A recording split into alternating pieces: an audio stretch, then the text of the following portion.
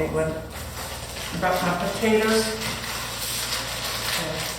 Instead of buying instant potatoes, scallop potatoes in the box, I just cook my potatoes and then slice and dry. And then whenever I need, I just put them in the pan and add the milk or the water or whatever, and they rehydrate, and you won't be able to tell the difference. Yeah. Well, I love it since I switched over. It's saved me a lot of money.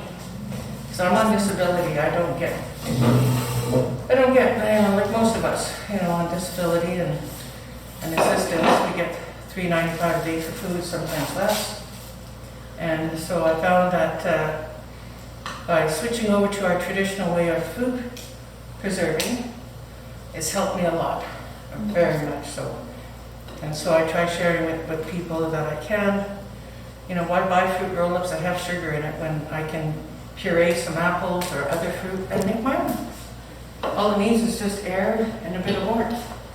So my first dehydrator actually was a rack in front of a south-facing window with an oscillating fan. And I did some meat and it worked. And I was like, well, geez, I don't need to have a fancy doodad thingy.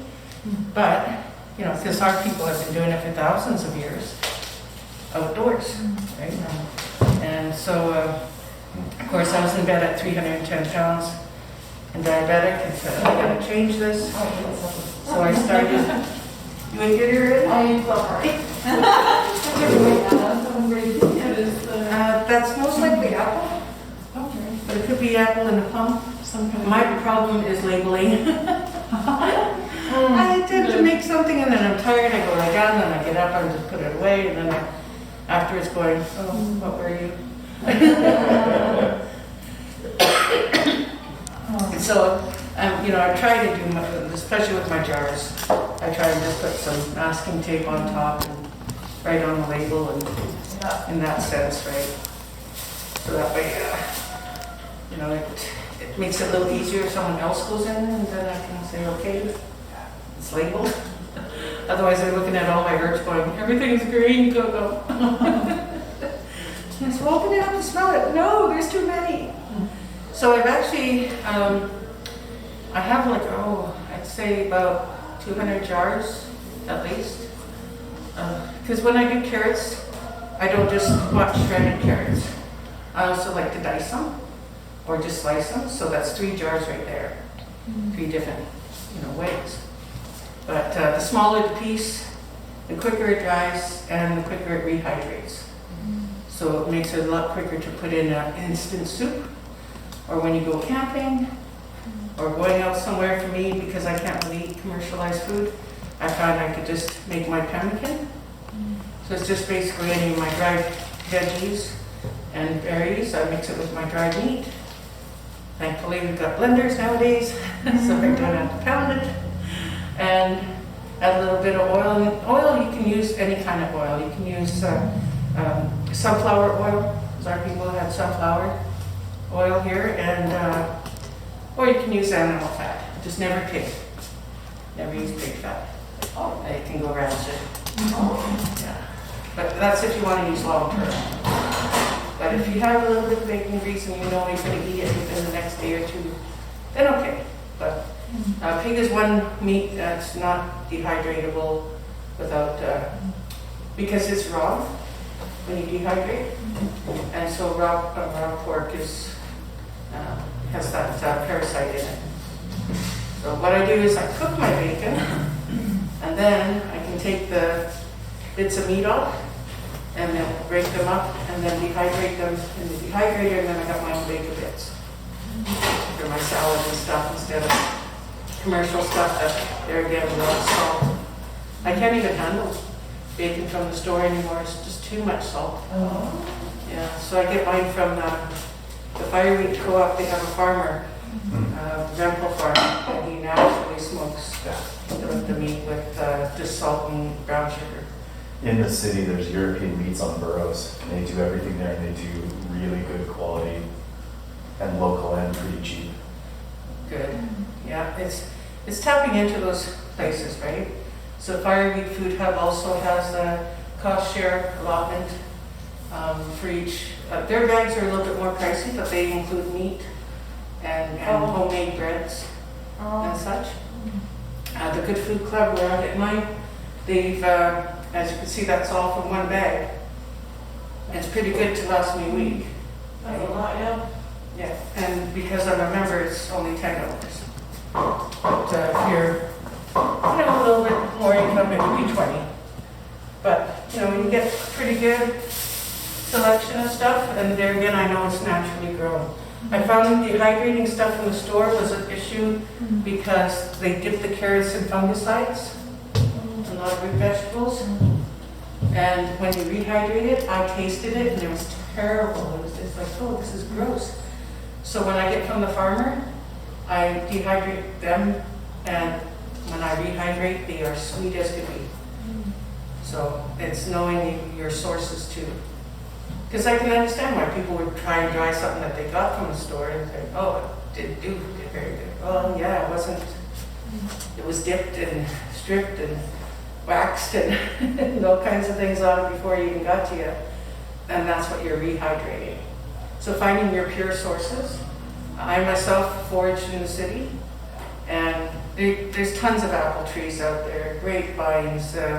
I found red currants, black currants, cherries, and 2 different types of cherries even.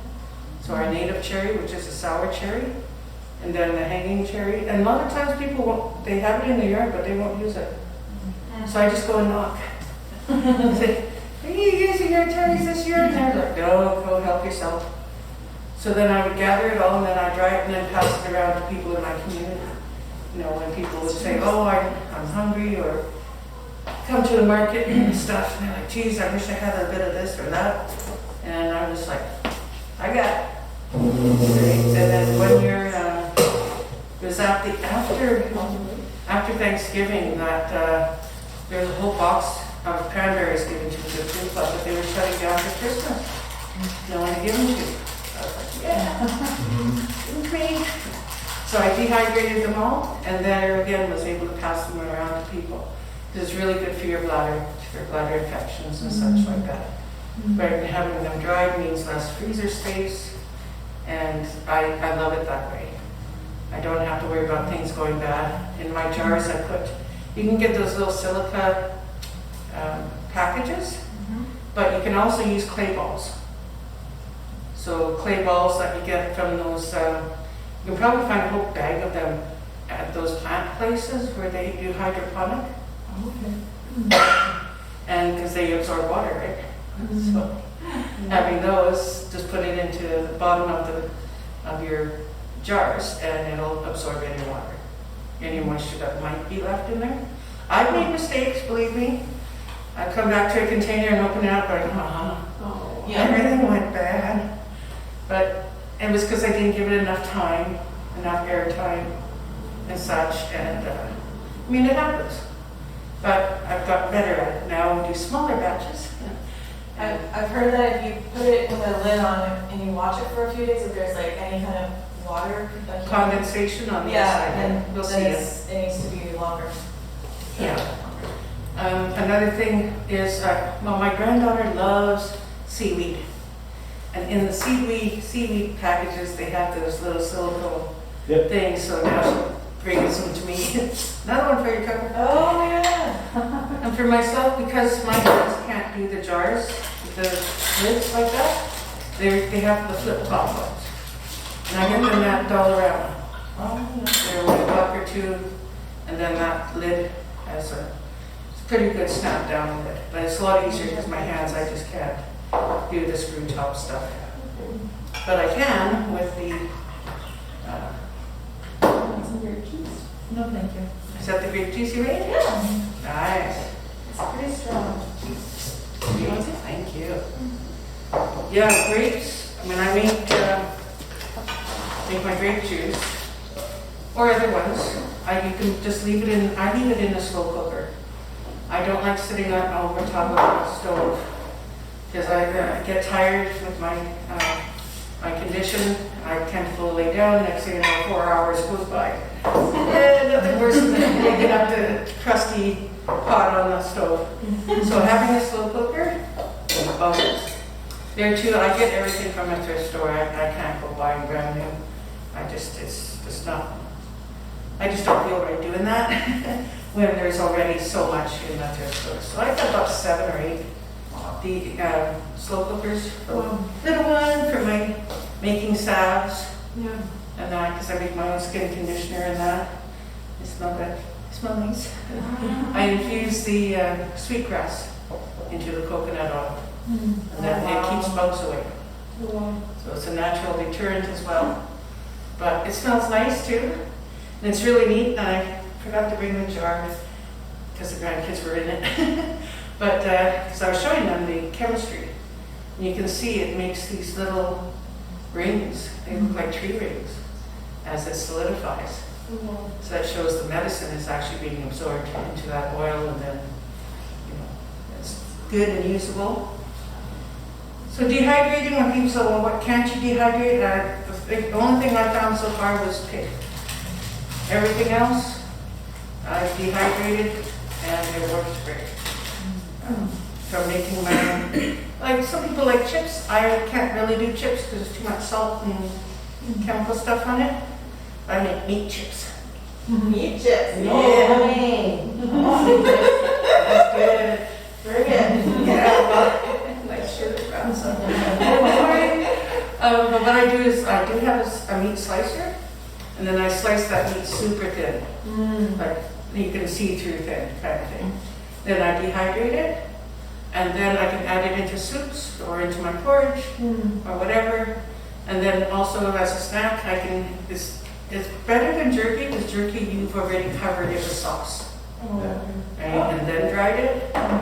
Whereas if you don't, then you just have the meat itself, and it's so sweet. My daughter she was like, wow, this is good. And then you can dip it into different sauces. I mean, if you want to.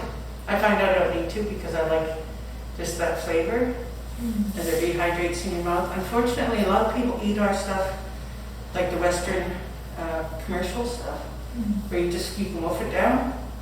With ours, you can't really do that. You need to allow it to rehydrate in your mouth and let your saliva break it down because it's very filling. Oh yeah. I'd given a young girl some apple chips. So 5 pieces make up a whole apple.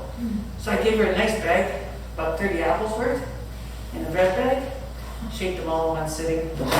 Oh no. Oh, she had the food. She was clean right out. She said, "You warned me. I know you warned me." She said, "But they were so good." So you do have to be, considerate of that. Is that it's dehydrated, so it's smaller, but it doesn't mean to say eat more of it, because it could be, once it rehydrates in your tummy too, then you get a little swelling and stuff like that. So I find that small amounts is good. I only eat once a day now, because it is such filling food that my body just can't have 3 meals a day of it.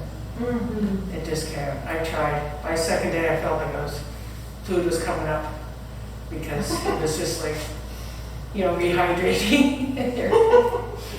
And so winter time though, because I have all my stuff dried, I can manage to have whatever ingredient I want at any time. You have a grocery store. Right, yeah. So I do have a grocery store. I have different kinds of mushrooms. A friend recently found a chicken of the woods mushroom, and it tastes like chicken and has a texture of chicken, but I dry it, and then I can put it into a pot that I have chicken stock in, because I can make my own dried stock, basic bouillon, which is way better than store-bought, because store-bought, I looked at it and there's no beef in here. There's no chicken in this. It's all chemicals and extra seasonings and stuff to make it taste like. But I'm like, no, I want the real deal. How would you dry stock? It's so cool. Yeah, it's expensive. Now, what I do is I put my bones in. A lot of times you can get bones from stores. Food Fair in West Broadway, when they do up turkeys for Thanksgiving and that, when they do their organics, they have parts left over. So I go in and I get 4 or 5 of them. And I bring out my big slow cooker. It's a big big sucker. And I put it in there for at least 24 hours. Let it cook really good and it extracts everything from the bone. Same with beef bones. I've done lamb, I've done beef bones, turkey and chicken. Yeah. And then let it really go for a while. And all that, a lot of that water will go down, right? Because it's evaporating off. Yeah. But then I put it in the fridge, and then all the fat separates, comes to the top, and then in the morning I take that off. I used to give it to my daughter's dog, but now she's saying, no more, Mom, just get it back. Ever since you moved in. So I stopped giving her the fat. Anyway, and then it's like jelly, right? And then I can just scoop it and put it onto my trays. Oh. And then it slowly dissolves from the heat of the dehydrator. And then onto the parchment paper, and it dries and nice and fluffy, flaky, and fits in a jar, and it's my own. Yeah. And I know what's in it. Oh, Because when you have an irritable bowel condition, there's so much flour that's in many items. You can throw in your garlic powder, your onion powder, all of it. Coffee has, canned soups have flour in it too, and I would just get so sick. Yeah. You know, and now I make my own cup of soup, just a yeah. teaspoon of that, and any of my bouillon into a thing of hot water and instant soup. Wow. I put my veggies in there into a slow cooker. Yeah, put it into a slow cooker, add more water. Then I can put whatever veggies I want, as well as greens, because I can be honest, I can't stand salad. I can't stand kale. That stuff is nasty. But once I dry it, it powders. I powder it then, and then I can add that into smoothies. Oh, yeah. I saw my daughter had one of these smoothie containers, right? And I'm looking at all the ingredients, and it's going broccoli, kale, all the spinach, and all these green things. And I'm going, well, geez, I got a 5-gallon pail of that stuff. She paid $40 for one cup. And you take a scoop and put it into your smoothie, and that's supposed to be your so nutritional expensive. value. And I'm like, well, geez, I got a whole 5-gallon pail of this stuff. So Do you I can also use it as into flour. Oh, as a flour. yeah. Like, because in the health food, like, collagen is really a thing, right? It helps with arthritis and pain. And so you buy it, but I wonder if you could make your own. Oh, I do. Chicken feet. Oh, I've heard that. Yep. They're Really gross my grandkids up. You cook it down and you make the stuff? You cook it down and it makes a jelly, and then you can either dry it, or you can just put it into ice cube trays, and then you can cook with it, just put it in your soup. Really gross the kids out though, because they lifted the pot up like, these legs are in there. I said, well, what you do is you gotta dip them in hot water. And when you dip them in hot water, it loosens the skin. And then you can take the skin off, and all that jelly stuff there in the lake, that's all collagen. Where do you get chicken wings from here? Oh my goodness, you can get them at any Chinese market. Okay. Yeah, my local farmer, because they know I want all the bird, I don't want just, I think they I have want some just nice the offerings part. on Phillips. Yeah. And again, I know it's not your favorite, but I bought a bag this big of pork bones for $2 at European Meats. And so, like, I just leave that bag in the freezer and take out this much, and I make I've never dehydrated this stuff, but I make it fresh every week. Yeah, so you can get your collagen from bones too. So that's why when I put my bones into a slow cooker, when they come out, they're ready to fall apart. Yeah. And then I put them into the garden. Because then that's bone meal for my plants. So my plants love it. So I take my garbage out once every 4 months or so. Wait, you say that again, what you do with the bone? It's just bones that are ground up? Yeah, well no, once you cook them down to where everything's extracted from them, they start to break apart. Oh, okay. So even your beef bones and that, so then I just scoop them out as I'm, straining things. Yeah. And then I put those back in the garden. Oh, that's And then it feeds the plants. Plants get the bone meal from them. Oh, The it's bones instead of me going to a store and buying. I know. It helps. I make raw I do use them several times to get broth out of them because they let you can like do it several times. Yeah. But to also use it for the garden is Yeah. so smart. Wow. It works really good. I just find that I have such a complete cycle that Yeah. I don't really have waste. So even my end cuts from stuff, once I cut them up and that, I have a vermicomposting worm bin, Nice. and my daughter raises pet rats. So they're like, whoa, we love you moving in here, Coco. Everybody getting fat, but healthy. You know, so the rats just, when I go down to do my laundry, they're just like, what you got? You know, so I did some sweet potatoes. I got them at the store super cheap because they were on the cheap rack. Because usually when they start to go a little woody, well then you can get a whole bunch of them for really cheap. So then I put them in a pot and I put about this much water and let them cook steam. And just let, almost like a steam bath. And then the peels all come off. Because with my hands I can't do the peeling and processing. That's what also got me into dehydrating. Because to prep my food every day, my hands got so bad that I had to decide, do I brush my hair or do I prep my food? You know? And when you're left with those choices, I said, well, I'd rather prep my food once a year than I don't have to do it the rest of the year. Right? Then I can brush my hair. You usually do like a big cook or like a big you do a big prep and then Yeah, so I prep during when things are in season, okay. but the rest of the year I don't have to prep. So this is the busy time of year for you. Yeah, I'm still doing Right. stuff. And it was different when I lived in West Broadway because there again, I had people that would come by and I could gift them stuff. So now I'm out in North Kelowna and a little harder to gift people, but people still bring me stuff and that. And I'm like, okay, my store's getting a little bigger. But that's okay, you know. I'll bring it. It's only because of the pandemic too, you know. Because at market, when we have market, that's the other thing. Dehydrated food does not need a licensed kitchen for market. Oh. So you can even process stuff when it's in season, and then take it to your market, get a table, sell a bit of it. I shared this with Nietzsche Common years ago, way back in 2010, that you wanted to have a dehydration station in every nation. And I wanted to be able to get the excess food from Nietzsche Commons or other places, dehydrate it, and then ship it up north. Yeah. Because 1 pound or 5 gallon, or what's that? 1 gallon pail of berries turns into 100 grams. Wow. It's way lighter this year. 1 pound of dried than it is 5 pounds fresh. Right. Right?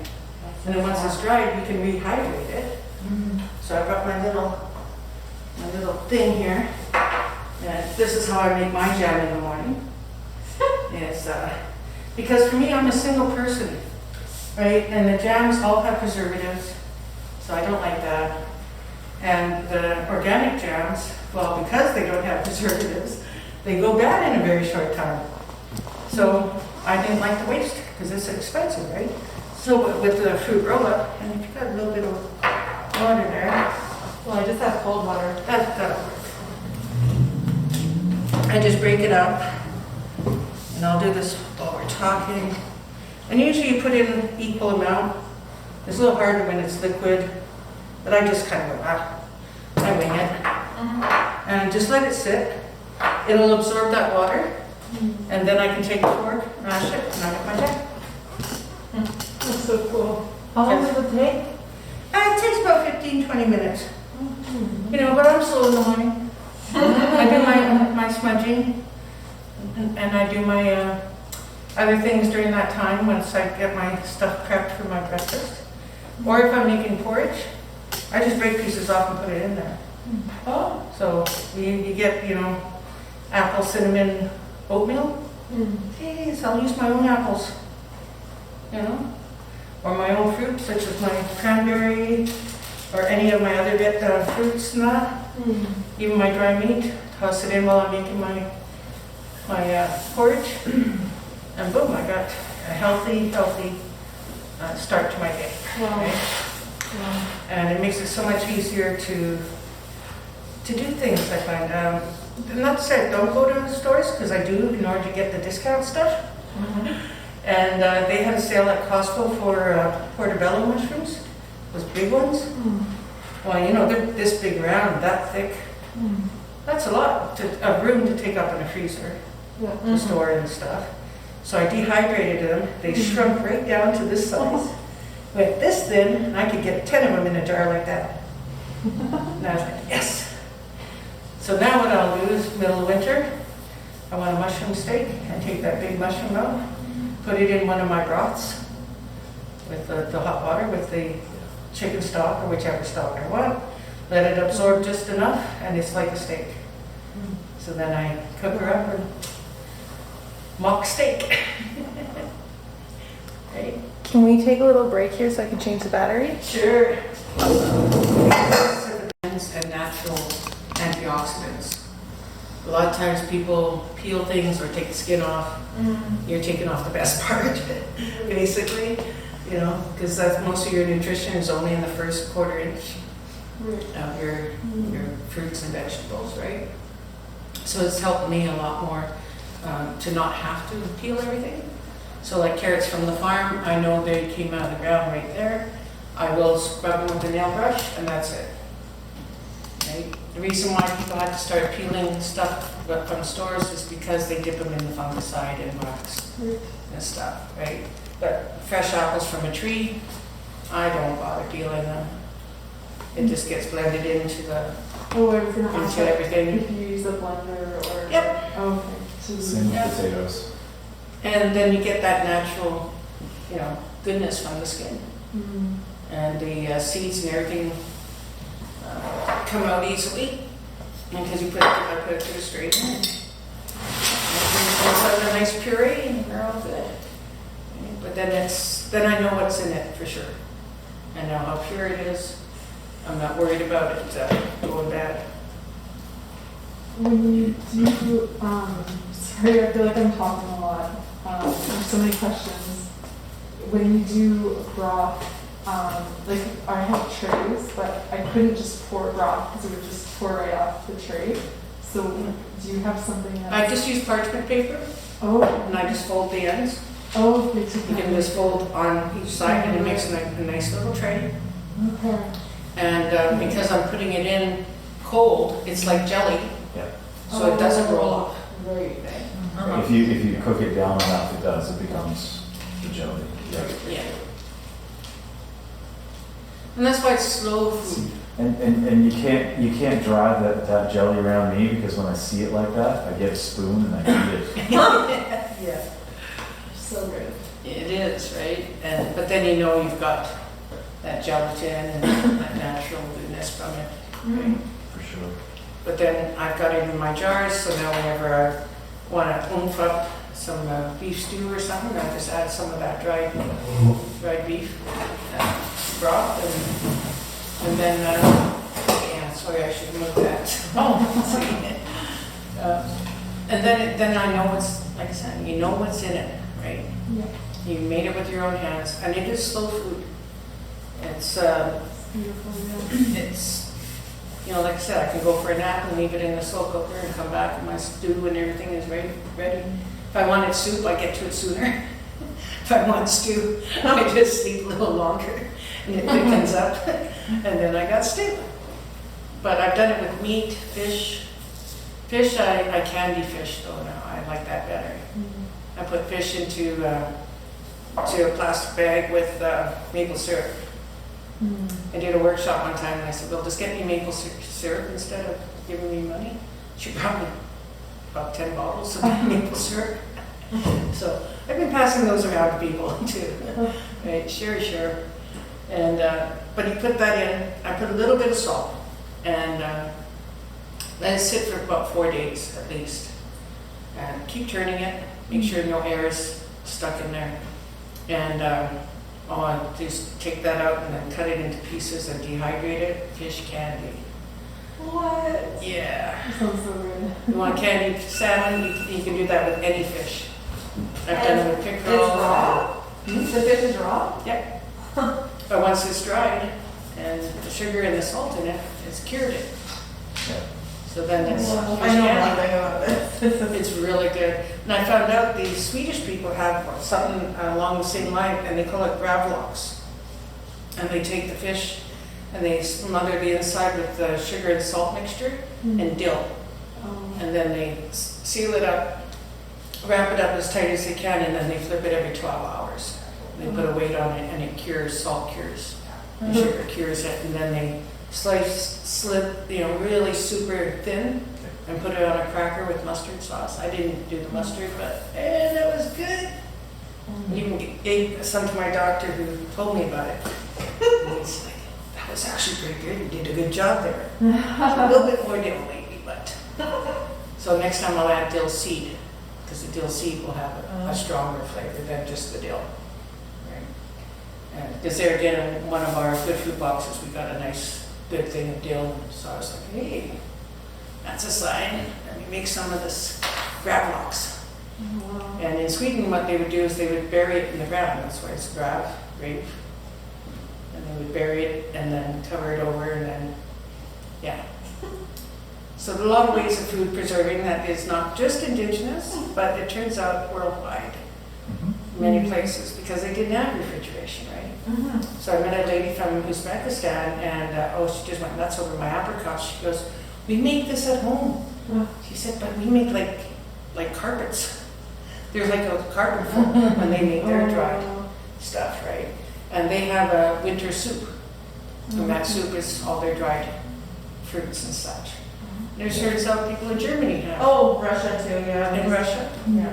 And that's where they use their dried fruits, not just as a dessert, but also as a soup, as a main meal, right? Wow. And when it's all your own, why not, Why not? right? I mean, some of the fruits I do get from the stores, such as when they're in season.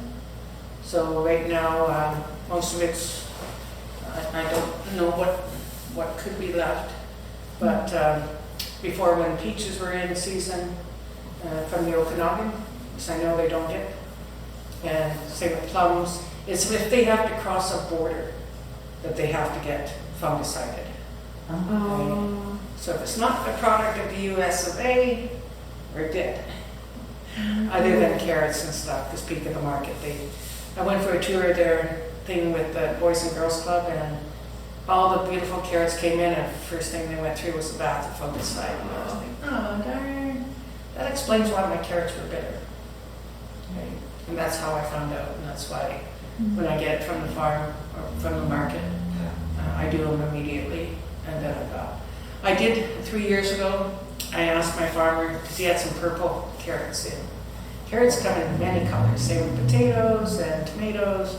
My son-in-law just grew some black tomatoes, and he was just all, this is so cool. And left them on the counter, and the dog got them. Poor dog. She wolfed them down. It was like, oh. Anyway, they come in different colors, so I asked for 40 pounds worth. So I got the nice big box of them, and I got now carrots enough for 5 years. I don't have to buy carrots for 5. So that's why it's okay for me to give these ones away, because at home I already have jars of my purple ones and different, from shredded to sliced to diced. Right? You were saying that it's helpful, like digestion-wise, to dry your food. Yeah, I found for myself, because a lot of times it's the water that's in the food that causes the agitation in the belly. So watermelon. On the FODMAP thing, watermelon, apples. But if I dry it, it seems to change the sugars in it or something in it. And when I rehydrate, I can rehydrate using my own water ceremony, and it doesn't always have to be water. I've used tea, and I've rehydrated things in tea. And then you get the flavor of the tea as well. So having my apples in with my bergamot tea, or my bebop tea, or mint tea, and then you get the flavor of that in with your fruit, or in your soup and stuff. And it's like, man, I like this. Flowers aren't just for looking at. They're not just for the bees. But a lot of our native plants are hyssop. It's got a nice licorice scent to it, but doesn't have a licorice taste. So that licorice, set to a nice, soup, it gives you a whole variation of things. That's why when people say, "Oh, give me a recipe," I'm like, "You can't," because I don't remember what I put in, but darn, it's good. Because, you just go to your shelf and you just open this one and that, and take this out and that, and toss it in, and let it all rehydrate. And there again with the water, you can use your tea water of anything. From roses to hibiscus tea. That makes it, hibiscus gives it a really red color and that, so. And then I found that I can't do the purple beets, but I can do the white beets. But then having the white beets and then the hibiscus tea, now those whites, they turn red. Yeah. Because they absorb the color of that tea, right? But then I can eat them. So it's like a mad scientist in my place. Like, ooh, what can I take from here and here? Witch's brew. So they Yeah, say. it sounds very witchy. Yeah, I've had a lot of people think I was. Because they're like, you've got jars of all kinds of weird stuff in there. And it's like, but it's food. Yeah. And food is alchemy. Alchemy, as a chef, that's what you're doing. You're creating flavors from many different things, right? So getting those flavors into your food also gets that medicine into your food. And like, now I understand why I didn't like chicken feet when I was young either. But now I know why a lot of the Chinese ladies, hard to tell their age. They have skin so nice and hair so nice. And even my Auntie Kay, she said, I may have wrinkles, but they're soft wrinkles. And she lived out in the bush, literally. So she was outside every single day and would have what we called weathered skin, but like she said, it was soft. So I'd rather that than to be hard and callousy. I'll do the chicken legs, no problem. And like I said, I've even seen them at Save-On Foods, chicken feet. I was impressed. But a store will get things when people want them and ask for them. I tried roasting these vegetables with oil, and then I dried them, but I don't know if it'll work with the oil. It probably wouldn't. If you would have dried first and then put the oil, Okay. then they would have absorbed the oil. Oh. Right. Oh, I've done that with sun-dried tomatoes. Yeah. Yeah. With my tomatoes, I don't use tomatoes anymore because I found out that they trigger hormones. Oh. So my PMS used to be permissible manslaughter, but now I'm a pretty mellow soul. I don't have tomatoes anymore. But if I have tomatoes, by the third day, I'm crying from a commercial, I'm emotional. So it's like, okay, get off the tomatoes. They're really inflammatory too. Like I find they make me feel really sore. Like yeah. And traditionally, they were only used for puberty or menopause. Yeah. So if you were going through puberty or menopause and you were out of sync, it could help you get into sync. Oh. But if you already were okay, it could throw you out of sync. And then you have, and if you notice, a lot of our commercial foods are tomato based. Right? Sure. Then you wonder why all these kids are having emotional problems. They're eating pizza with tomato sauce, tomatoes and ketchup and that. And Oh my God. Okay. yeah, but it does explain that then for me. Like after I went off of them, I no longer had menstrual cramps. Oh. Those went away too. Same with the menstrual headaches and itchiness and all that went away. I was just so thankful. I said, I wish I would have known when I was way younger. So I do try and share with ones, like have it as an occasional treat, but you don't need to eat it every day. Okay. Unless you do want these issues. Not really. I knew of a young man who went off of tomatoes and now he's feeling so much better. His emotional state is so much better. He's like, he said, at first I thought, I doubted you at first, because how's food? And I said, food's medicine. Literally, it is medicine. Yeah. So it's from the nightshade family, and the nightshade family are a very heavy medicine family. Yeah. So your peppers and tomatoes, potatoes, and eggplant, those are all medicine ones. You know, so having too much of one can throw things off. And he's been off of tomatoes now a couple months, and he's noticed the difference on his emotional state. Yeah, he would go into severe depression. And now he's like, wow. He says, I need to get out. Summer is like the prime time. It's like all these beautiful tomatoes. They are so good. No, I don't even, Yeah. I don't plant them. I don't, Really? I don't Yeah, eat I them. Yeah, they don't strike me as food. Yeah. I just got a whole bag full. Yeah, I know. For free, which is fine. But I'm like, I'm gonna make salsa and I'm gonna eat them every day. Yeah, then you're sitting there crying and moving. Yeah. Yeah, but once you find those triggers for your body, it makes it so much better. You know? And if it can help others too, that's why even with mushrooms are one of the few things that carries vitamin D. So you can get it naturally. And I found that out too, was because the medication I was on, I wasn't allowed to go outside, so I was lacking vitamin D, went really low. So then, man, I was hitting the mushrooms. And they hold vitamin D and also pork fat from pigs that have been raised outdoors. If they've been raised indoors, they won't have it. But they can hold the fat, vitamin D in their fat if they're outdoor raised. Which you can get there too at Fireweed Food Hub. They have natural farm raised pork and beef and stuff. Right? So I just find it works so much better for me. You gotta know your animals. You got to know your animals, yeah. Because I found out that a lot of these animals that we buy from the store have been fed grains that go into the meat. So they're fed wheat, and if you're wheat sensitive, it will come out in the meat that you're buying. You know? For sure it is. Yeah, so that's why I get mine now from local farmers. We have access now. Yeah. You know, I'm poor, but I can still find access. Yeah. You know, Direct Farm Manitoba has a whole listing of all their natural farmers.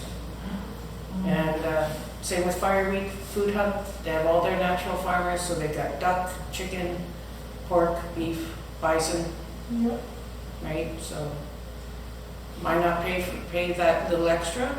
Because you're not going to eat as much of it, because it's going to fill you up, right? Because that animal has eaten good, healthy stuff. I get farm eggs, and it was so weird because when I was a kid, I remember listening to farmers going, "Oh, someday they're going to be illegal," and it is. Turns out eggs and farm eggs and milk you have to buy at the gate from the farmer. Oh, yeah. Can you do milk anywhere? Well, that's where you're finding some connections sometimes. Incognito. I used to own a third of share of a cow, and I used to get fresh, unpasteurized milk from my own cow, right? But like in most places, and I believe Manitoba is one, that if you showed up to a farm, a dairy farm, and left an empty bucket in your car and someone accidentally filled it and you drove away, right? They could lose their license to be a dairy farm forever, Yeah. right? Exactly. The rules are so strict. Yeah. Exactly. So for me, it's kind of like a drug deal. Meat on the You're not Seriously. seriously. Yeah. But I have a friend. I have one friend. She picks up the eggs for other people, and right. then she'll drop them off for us. I used to keep 2 chickens here in the neighborhood, but then I got turned in. Yeah. Yeah. Oh, no, yeah. So petitioning though, policies can make those changes. West Broadway, Spence, and Daniel McIntyre community centers took it to the city about allowing food markets because it was illegal in Winnipeg. Oh. And so they petitioned the city, and now we have food markets. But St. Norbert's cornered the market for years. They made it to where you had to be outside the city limits. Oh, that's Yeah. nice. that's right. And that's why, yeah. Yeah. And so we changed that though, right? Yeah. Same with bees on buildings. Yeah. Now we have bee apiaries on buildings, and that protects the whole community, because then they can't spray. Yeah. Find ways around it. Oh, wow. Mhm. When I was in California, our whole community got around the spraying by putting up bat houses. You know, you Yeah. can't interfere with the bat's food. Yeah. They eat mosquitoes, so you can't spray. Yeah. So there's ways around these policies, right? But we Bat houses also are the best. invested in changing or getting City of Winnipeg the policy for gardens, Oh, because they didn't have one. And what happened is in Spence neighborhood, a garden that people had put in on an empty lot got bulldozed because it got sold, oh. and everyone lost everything. They just came up one day, it was gone. So they petitioned the city to have a policy, a garden policy. So if there's a garden there, they can't just go and destroy it. But also it kind of pushed the city to now allocate, okay, this is city property over here, you guys can grow here. Yeah. Right? And so it actually opened it up more for people to be able to grow on city property. So, Okay. and that's where you can use that city policy now to back you up. So when you got a garden and someone being pissy about it. Like Point Douglas, a lot of people were mad because they found out the soil here is highly contaminated with heavy metals. Yeah, right. But there's ways around that. Yeah, for sure. And actually, the more recent lead numbers is that most of the lead is down at the western scrap end of the neighborhood, and most of the other areas, the levels have gone down a lot in the last 20 years. And planting sunflowers and other green stuff, it does not absorb Yeah. Oh, it the heavy doesn't? metals. Oh. It's only root vegetables that would. Oh, we've been planting sunflowers in the And they hopes clean the of, soil big time. but not lead, not heavy They metals. clean the lead, but what they do is, it's really neat. I watched a documentary called The Selenium Solution. Now, I'm a documentary buff, I don't watch sitcoms. I'm a science person. And the guy had found out that plants, especially our native prairie plants, can absorb arsenic, Oh. but not hold it. It in Oh. fact changes it molecularly to selenium. Oh. Selenium our bodies need, right? Interesting. So it was helpful. But for animals, it's not. So it's really neat because in this documentary, oh, get away. In this documentary, he shared how the native plants actually helped a lot in the battle of the big one.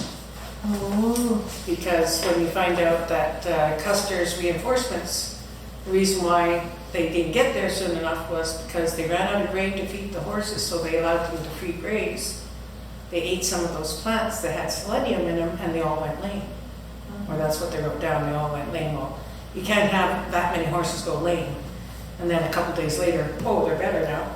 Because by then the grain train, the grain came in, and they were able to feed the horses the grain, and the selenium got out of their system. But that's what delayed Custer's reinforcements. So it was like even the plant nation helped out. Exactly. So I was just like, yes. But it shows how plants, and he was, he had a big argument with his professor about it because his professor's like, no, if it takes it up, it's in there. And he used a type of microscope that's only in Saskatchewan, and it actually can measure things in a living thing. It's a light, LITE type of microscope. But anyway, it was through that he was able to prove his theory that it actually changed that arsenic that it took up from the soil, because arsenic happens naturally in the ground anyway, and it took it up and actually converts it to selenium. And St. Boniface actually did testing on lentils, and the big area for lentils to grow is in arsenic soil. And that's in Saskatchewan. That's where the best lentils come from. And that's what they used in their heart study here at St. Boniface. And they found that, yeah, the lentils are very helpful for the heart, right? But mostly those type, because they had pulled up that arsenic, changed it into a totally different chemical, which the body then made good use of. So, it's really neat. I love that science geeky stuff. So what are some of the ways around the lead? the land soil that you? Well, they're again, raised beds, Okay. you know. Yeah. You can't put perennials in them, but that's okay, Okay. you know. But then they're again not doing the root vegetable. But you can do the leafy greens and they won't absorb it. Okay. Anything, I've read that anything that's actually a fruit where you're not eating the body of the plant, Oh, okay. right? If it leaches anything up, it'll be in the stems and leaves, but not in the fruit. Oh, interesting. Yeah. So it's fascinating science to me, right? It's like so cool. The plantation just has so many ways to purify the land and clean things up, you know. That, Wow. Yeah. yeah, so I don't worry about it, you know. Because there again, I forage throughout many areas, and you can once you get to be a bit of a connoisseur of food, you can kind of go by the smell even, you know, whether something is okay or not. And that's why in the store I'm just like, nope, ain't touching that one. But well, it kind of takes more of that grape juice if you don't. This is what you use to do the chopping too? Oh yeah, my little, Ooh. my little. Oh, it's really small. Wow. Yeah, but because I can't put my hands like this with a regular knife because it pinches here, Oh, and then my hands go numb because I have a neck injury as well. So that's why prepping stuff really was hard because Yeah. I couldn't do it without my hands going numb. But with this, I can easily Amazing. just, it becomes an extension of yourself, right? So I can easily chop if I needed to, or slice my meats and just go sideways instead of this way. But if I need to go this way, I can, right? So it's very versatile. Urban and Nook on Facebook, he's selling them. That's my friend's husband. Very decent price. That's my friend's husband. Oh, awesome. Yeah, Very cool people there. they just do so well. And this I made from a deer leg and some hide that I did. And then the sinew to stitch. So that way if I ever run out of string, I know I can take this apart and I got something to sew with. But yeah, it's just, I understand now why they use them. Right, they're so versatile and so easy to sharpen. I just, if you have a ceramic cup, just put it upside down and you can sharpen your blades on the bottom of the ceramic cup. Oh, wow. That's secret. That's a good trick though. If you don't have a stone to sharpen and you have dull knives, bottom of a ceramic cup. That'll work on any knife. Yeah.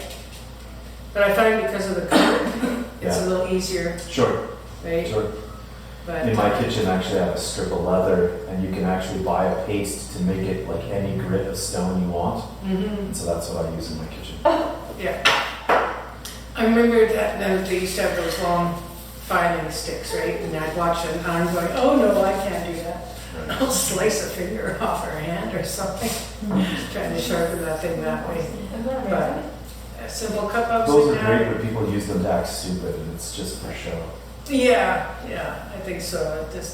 It looks neat as they're sharpening it, but I was like, no, I can't do that. No. So do what you can, right? Absolutely.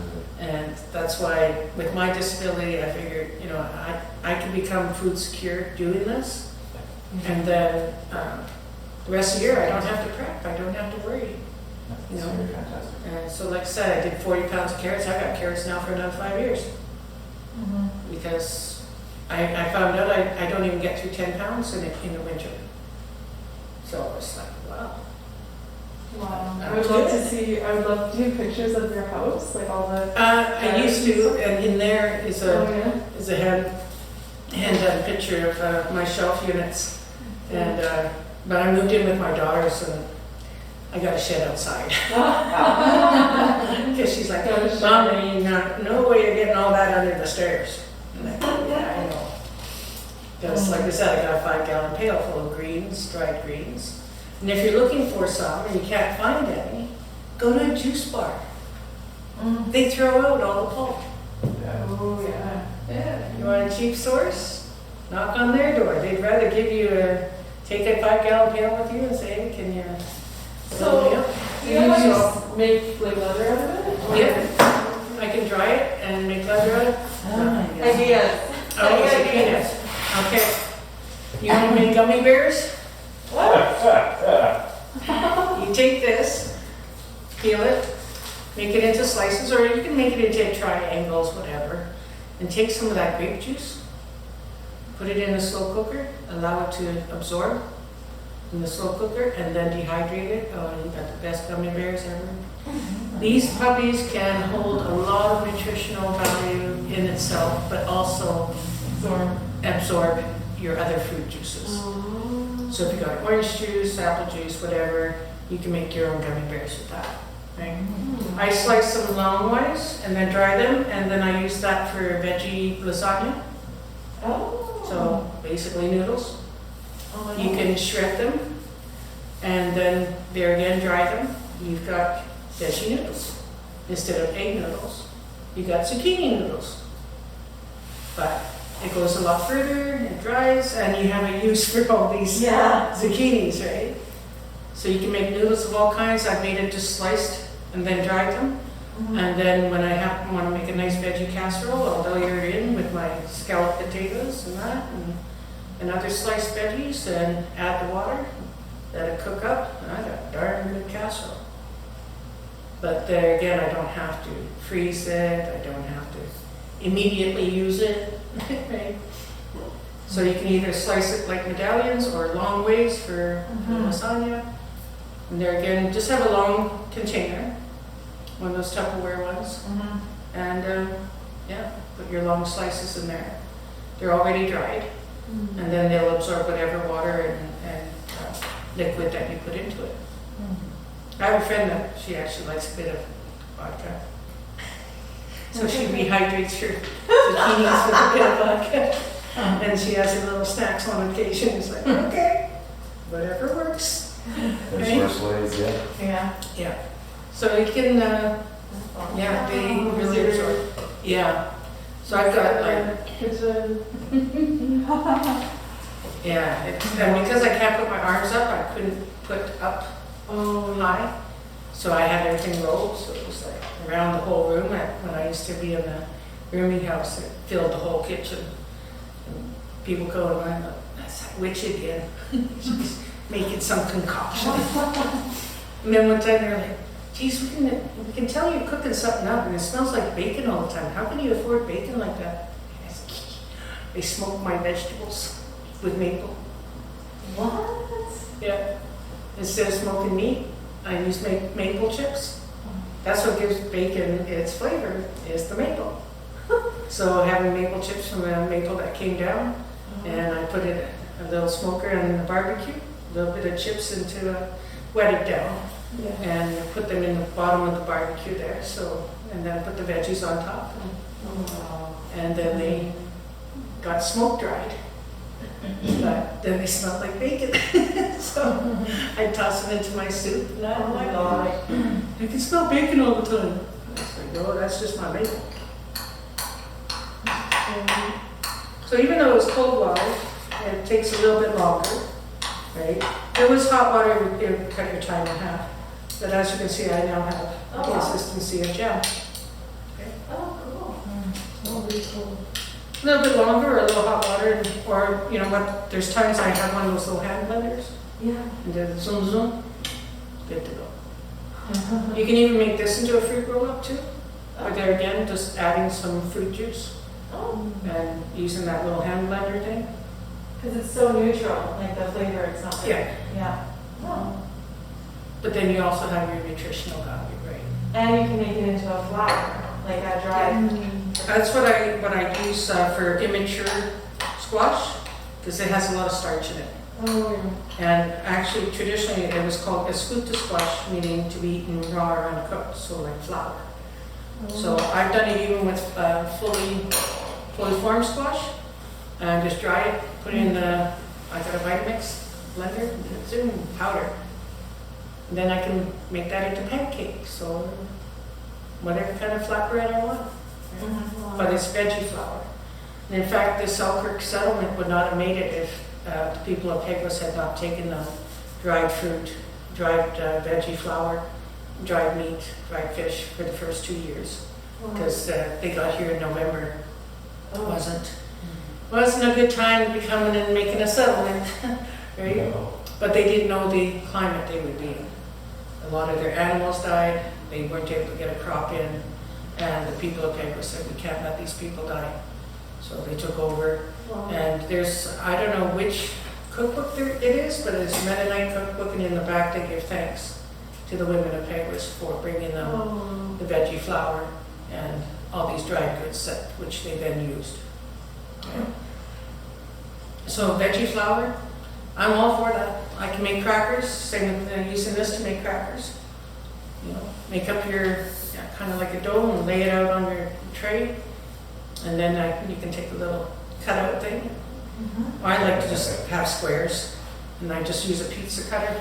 And while it's part way dry, not all the way, then I can make the perforations. And then when it comes out totally dry, it just cracks right along there. So even with your corn, you can make your corn chips. Real easy with that. So instead of buying Doritos, because now my mouth cannot handle Doritos, it literally spits them out. I used to love Doritos. But then, since I no longer have that coating on my tongue, my doctor said that when you eat a lot of processed food, it puts a coating on the tongue, and that's why real food tastes bland. Because it's all, your tongue is coated with that protected. The body's protecting it from all the salts and chemicals that are used in processed food. So now that that's wore off, I really can taste foods a lot more. It's like a chemical burn almost. Oh, yeah. Like I can't even. I'm getting like that too, where I noticed that. I especially noticed it when I started sundancing, like even the first year, the first time I'm eating. Oh, you could just taste all the sugar and all the salt and everything. It was so hard to eat. Oh, interesting. Yeah, so now I make my own. So that way I use my, that pink salt. Remember? For any kind of salting things. But I find that since switching over to this way, everything has its own natural salt. You want celery salt? That celery, when you dry it, it's salty. So it has its own natural salt. And same with herbs. You can take herbs and like basil and just put it at the bottom of a jar with sugar or salt, and then your salt has that flavor of basil, right? Or of rosemary.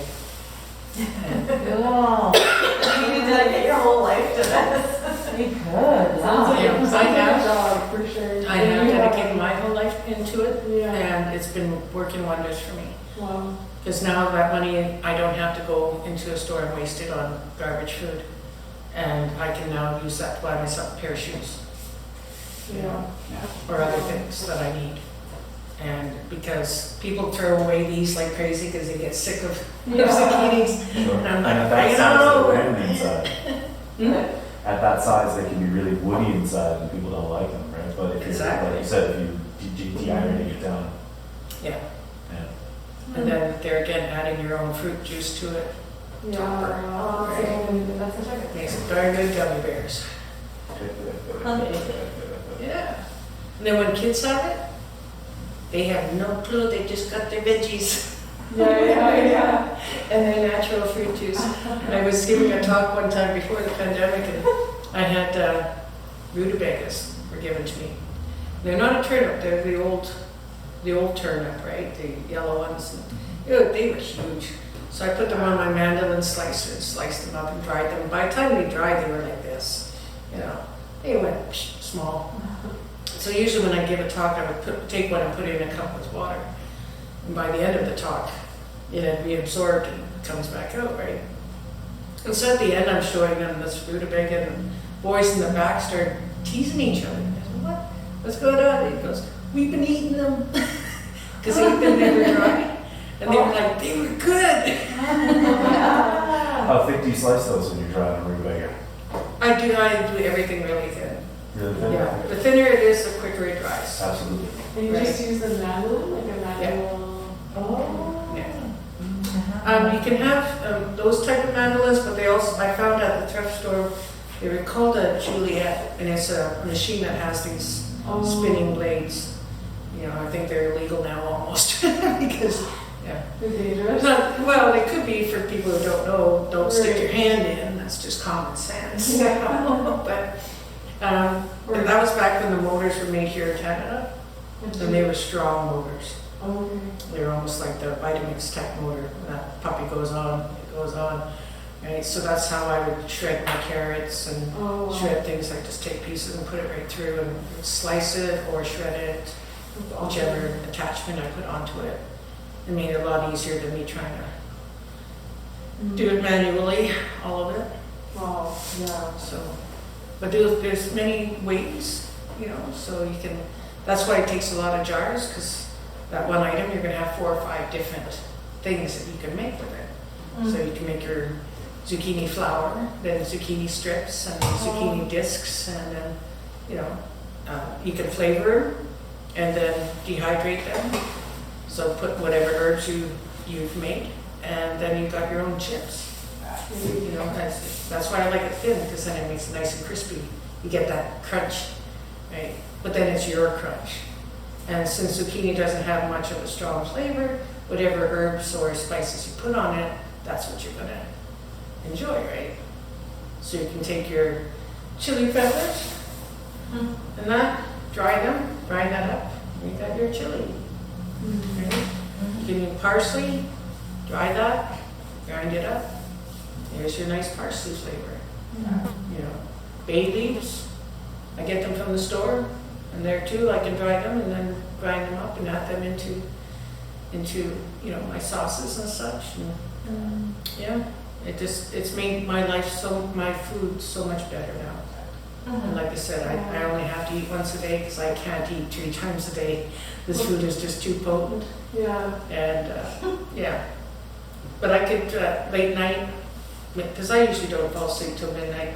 But sometimes I'll want my breakfast to be more of a stew.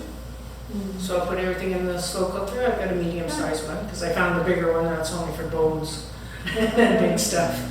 Because even my medium-sized one, I'm going, geez, I'm going to be eating that soup for 3 days, right? So I have a smaller one. And that way I can just put a few items in, put the water in, turn it on, go to sleep, get up. I'm up at 5 in the morning anyway, I'm so. so inspired. And then I've got my Yeah. my strong breakfast, right? You know, or my oats. There again, put my dried meat in that. And it was so weird because I went up north and I thought I was the only strange one that liked dried meat in my porridge.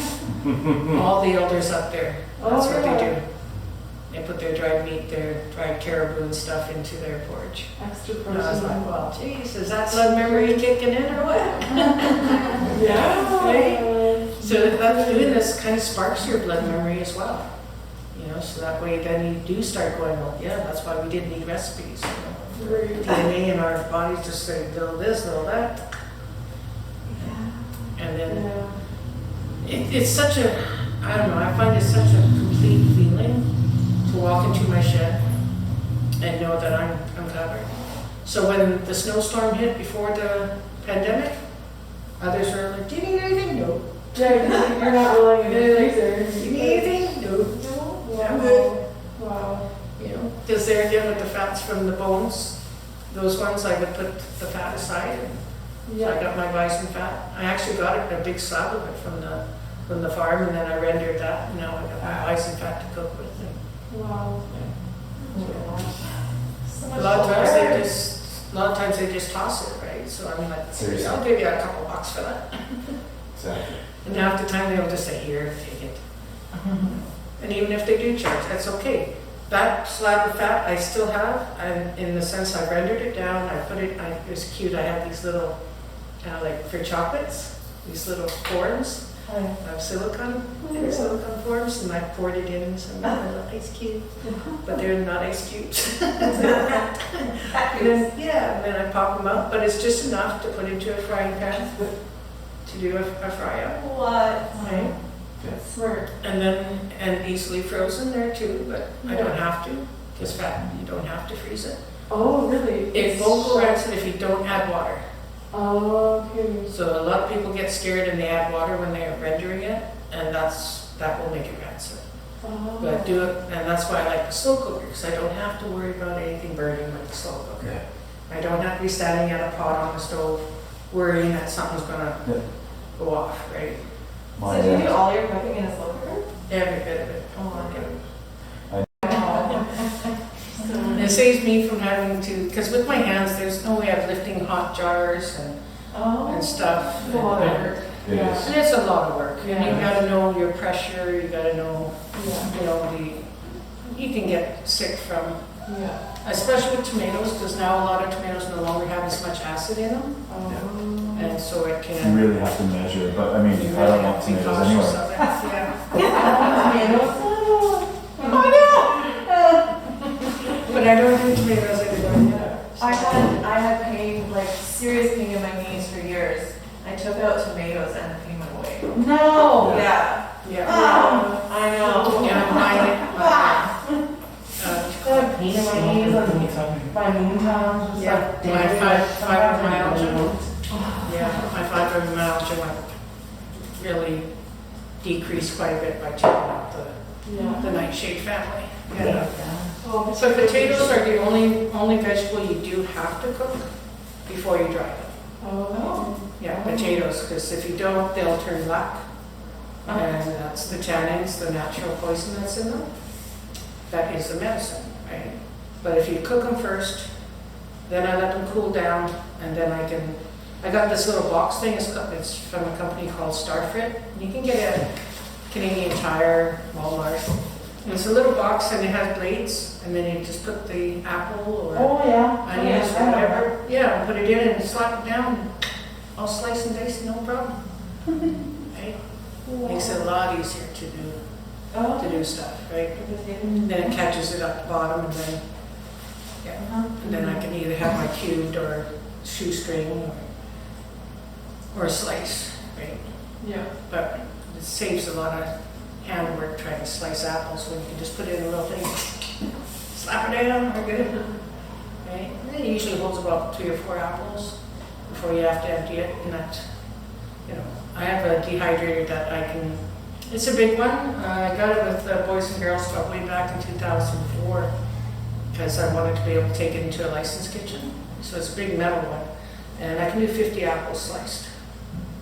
On that one. Yeah, it's a 10 tray. And it's got a lot wider than your usual kitchen one. Oh, So I've got a kitchen one too, and then someone gave me 2 more. But they were from 1982. Oh. Never been used. Wow. So I lent them to a young apprentice of mine who's switched over to dehydrating food. And he's a new dad, and he found that by doing this, he was able to help out his wife and with the baby because he didn't have to prep dinner. Oh my gosh.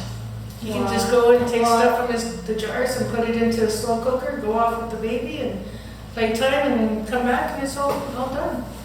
No prep. Right? Because he already did the prep Train mine.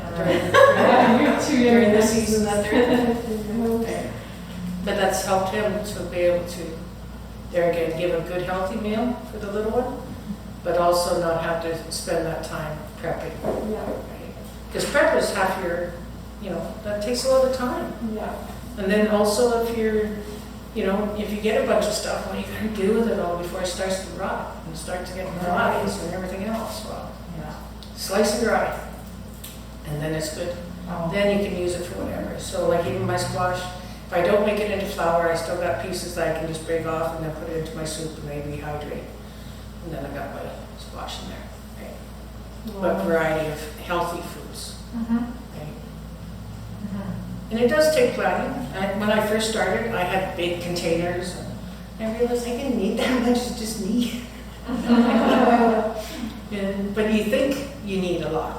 Yeah, well this And jar, now it's like this was full or whatever, but that was a whole pumpkin, like a small Oh. pie pumpkin reduced to that.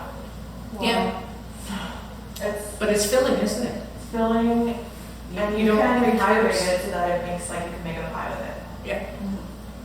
But then also it's filling, and you'll notice once you start eating that way, you don't tend to want to reach for more because you're already full, Yeah. right?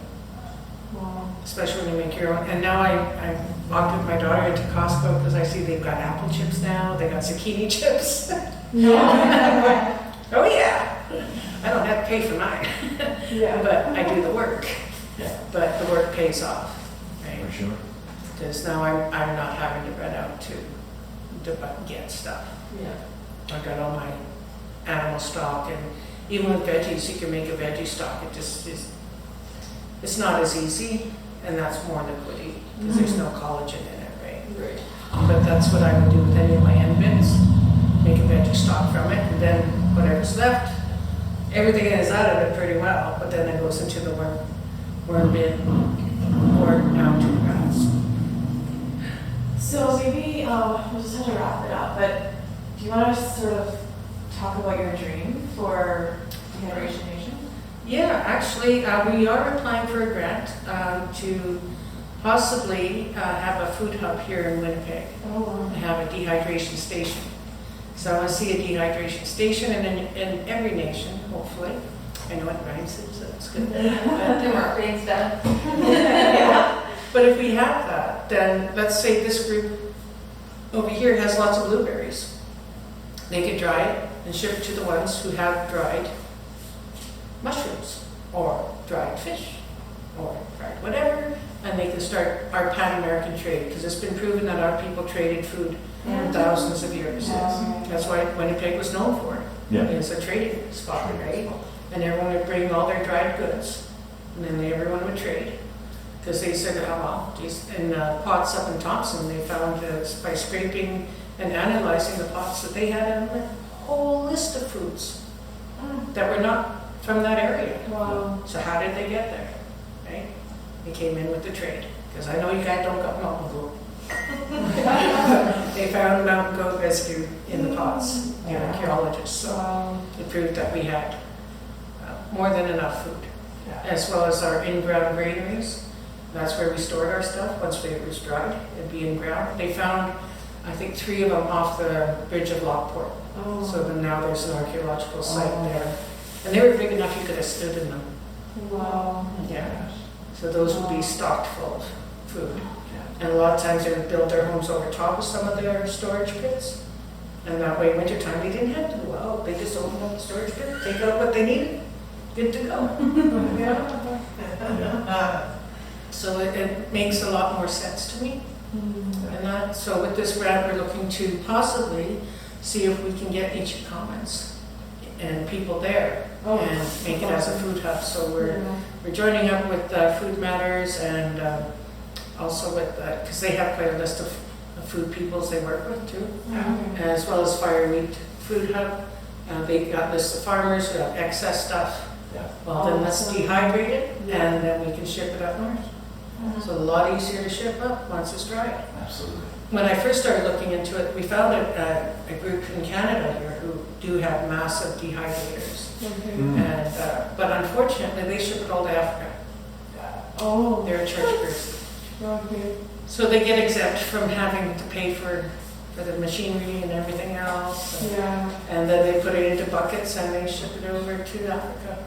And I'm like, why can't we do that with our own? There's so much food waste happening Absolutely. that if we could just dry our own stuff Yeah. and then have a place where we can ship it out. I mentioned that to the produce guy at Nietzsche back in 2010, and instead he went and made business.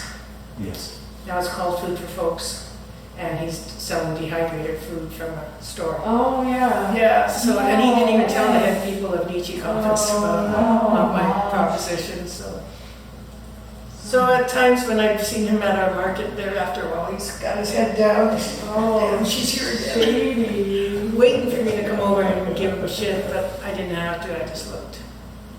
You know, like, hey. It's part of our culture too, that once you put it out to the people, it's no longer yours. Right? So yeah, you made a business from it, good. You know? But it's not going to stop me from still sharing with people how to do this, how to be more secure. A lot more gardens are going in to a lot of reserves because for years they had, the Indian Act stated they couldn't. They kept them out of the market. They had to have permits and everything if they did grow anything, and then eventually those permits became so costly they couldn't. And then the Indian Act came and said they could not use any modern machinery on the land. So Yeah. it was bad enough they put them on the worst land, but then they made regulations so they couldn't. But that was back when the Indian agent lived there and lived amongst the people, right? And he can find out who's got. And I know my family got kicked off the treaty list for leading a revolt.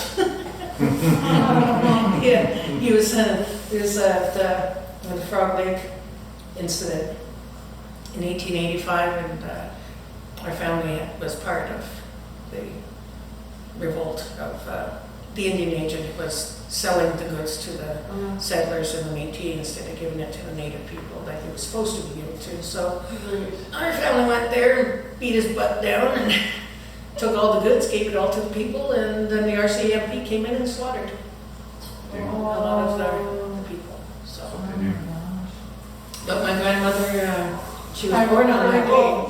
Yeah, she was born on that day actually, and her mother and father got on the horse and fled up to Horse Creek, up into Alberta, and eventually up into Fort McMurray. Wow.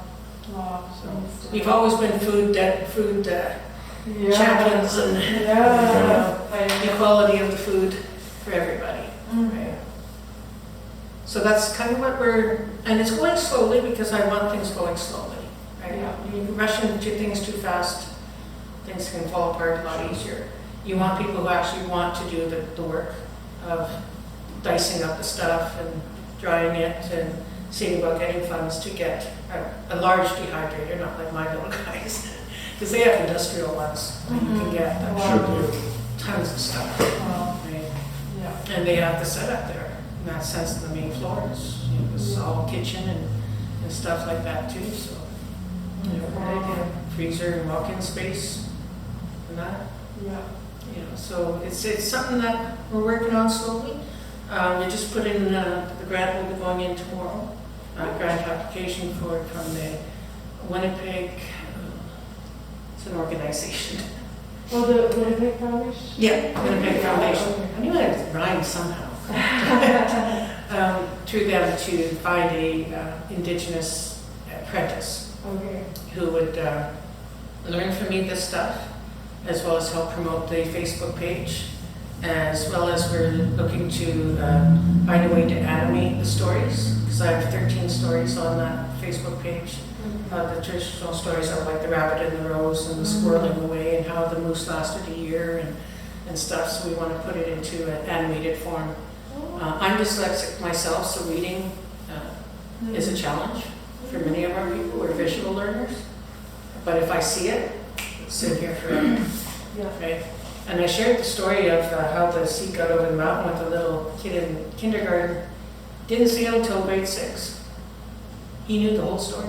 He in fact told the story to the rest of the class, and the teacher came over and said, that kid's got ADHD and is hell on wheels, so to say.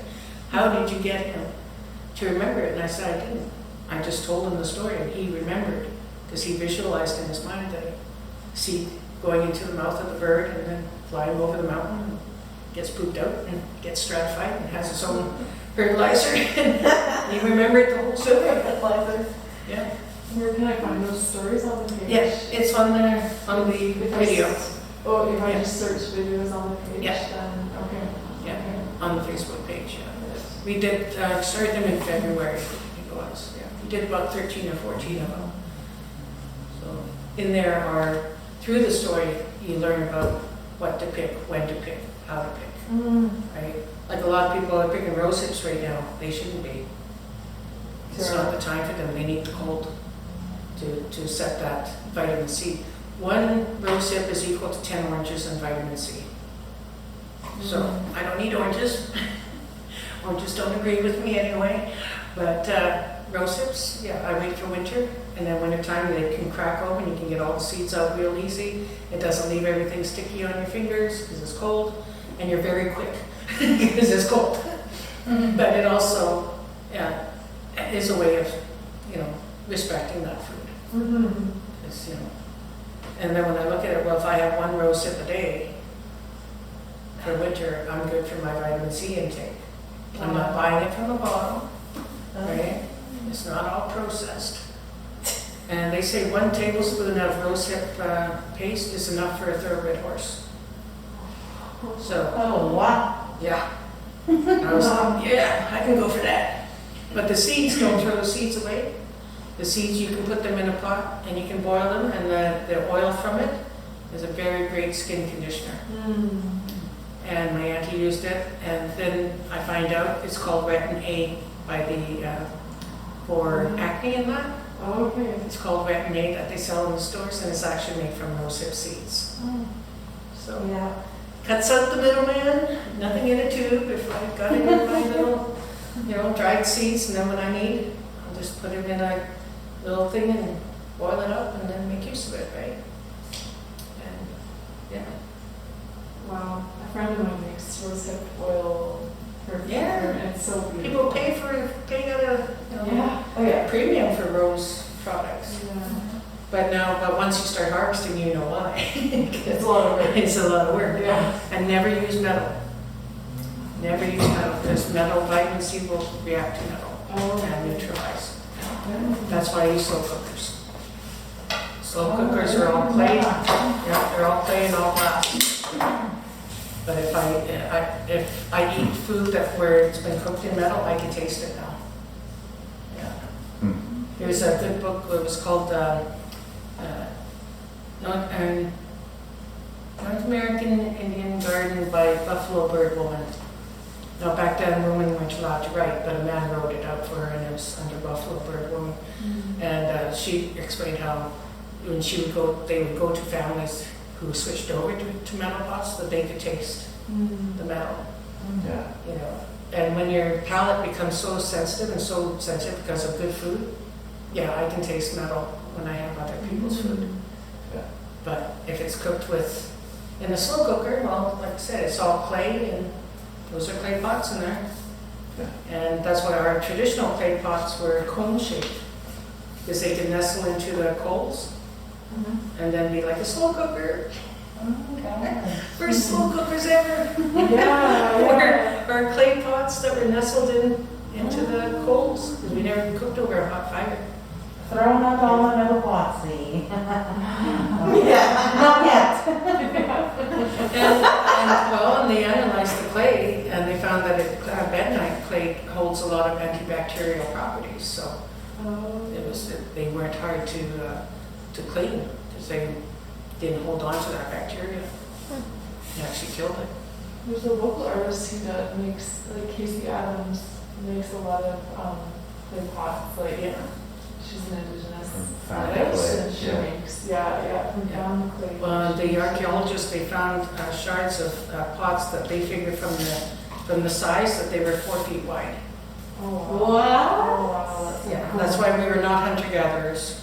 Gatherers, yes, but and we did hunt, but we weren't roaming around. No one's going to be carrying a 4-foot pot. Oh my word. The pot's almost as big as this table. Yeah. And they tried to figure out, because it was so thin, they were trying to figure out, well, how did they get it so thin? Yeah. Well, it turned out they mixed the clay with cattail fluff. Oh. And that cattail fluff acts as a striation into the clay, and then they could make it real thin, then made it light. Oh, wow. So there again, another scientific aspect, right? Now, blowing the archaeologists away, because they're like, holy shit. Yeah. They had this down science to it. It'd be a huge Yeah, just blows your mind, eh? And the Manitoba Museum right now, the archaeologist that was there that shared with me, some of their writings and findings before the fur trade flew here. And he's now retired, but they've now got new dioramas and stuff. Oh, okay. And I heard that the museum's going to be free from tomorrow through till October 4th, I think. Oh, It'll be free for for everyone? Oh, good. Yeah. So I told my daughter, we're going, because I want to see those new ones, because they found a lot of this stuff, right? So now it's going into the museums as, the fact that we weren't part of old history, but this is real science. Hi.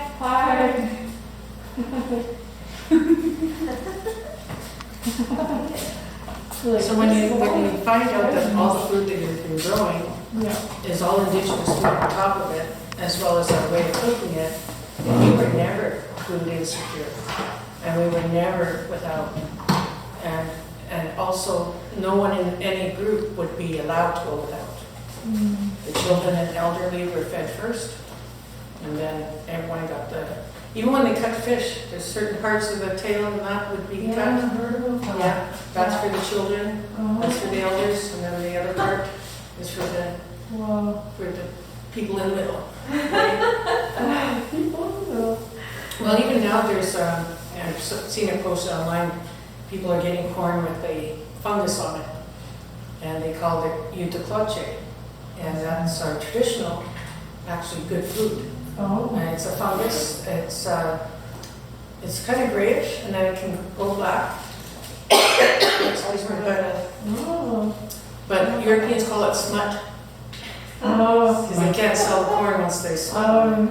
But the farmer I know, he could never grow corn without it. As he said, like, I can't seem to grow corn without getting this smut. And I said, well, yeah, you got tobacco up on top of your hill. Tobacco planted too close to corn. Get the smut. So every wind that blew down, it blew the corn, the tobacco sent microbes over to the corn, and then the corn had the smut. But it's called Utacloche, and down in the southern states, that it's like a truffle. It's delicious. It is the best of It's like a seasoning. Yeah. Oh, it's a So every tamale down there has Utacloche on there when it's fresh. Wow. I've tried it. Did you have it? Yep. In fact, the farmer here, he brings me a bag of it every year. It's like, here, we tried again, we didn't get corn, and we got the Utacloche. But I told him, I said, why don't you take some of it to the Mexican restaurants and to feast? Get them to start using it again, right? How do you spell it? Huitocloche, I think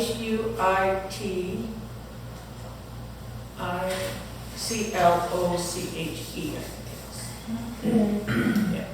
But there again, that Utacloche would first be put into a pot, be boiled, and there'd be like a foam comes to the top. And then that was given specifically for babies. So antioxidants, whatever's in it, what they knew was best for the elderly and for babies. Cool. Specifically for babies. That's so cool. Yeah. Cool. So when you see how much of our food is so potent, you know, and Europeans thought it was their food. No, it's not. Maybe the beets are, but all the squash and tomatoes, potatoes, peanuts, all of that's ours. Yeah. Right? So even dragon fruit, get that. Really? Yeah, dragon fruit's indigenous. To Canada? Not to Canada, but to the Americas. Oh yeah, that makes Yeah. sense. Okay. And our sweet potatoes and stuff. Right. So Yeah. maybe- Bye.